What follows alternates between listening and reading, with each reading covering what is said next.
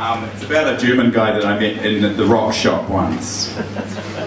He was very interesting character. I met a man from Babylon, or so he said he was. He spoke his words in a foreign tongue. His hair was just a fuzz. No one else could understand the language that he spoke, so I said that I would lend a hand. He seemed to have been provoked. He was playing guitar in a guitar store. He had a broken arm. He'd been playing there for hours before. It seemed to do no harm. But the shopkeeper was quite irate. The man just wouldn't stop. It was something he couldn't appreciate. He just wanted him out of his shop. But the man from Babylon strummed along. He couldn't understand. He wasn't doing anything wrong. How had he offended the man? He had left his guitar in Australia and he didn't have it with him. And if he didn't play guitar, it upset his natural rhythm. He had a broken arm, you see. It'd go stiff if he didn't play. So it had become a necessity to play 4 hours a day. The assistant kept on asking him where was it he came from. So in his own tongue I put it to him. He replied, "I come from heaven."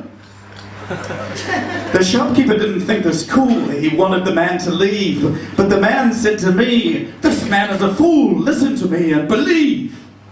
I have to admit I quite liked the guy. He had a kind of style. I wanted to hear him play guitar. Then he winked at me and smiled. He said, "That man speaks the language of fear. You speak the language of love." He said, "It don't matter what tongue you hear when you come from up above. Because the language of love is all the same. If you speak it, you understand. Don't matter if your country has a different name if you're a Babylonian man." He then proceeded to relate to me his trials and tribulations, and I understood the majority, though I came from a different nation. He'd been travelling around Australia. He had very little money.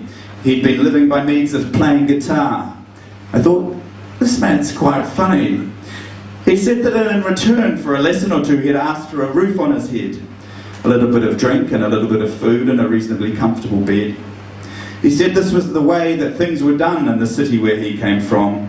Trade and exchange was the way I'm told. It's called Babylonian gold.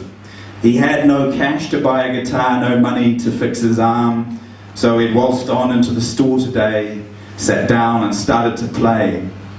I thought to myself, he's doing no harm, I can't tell him to stop.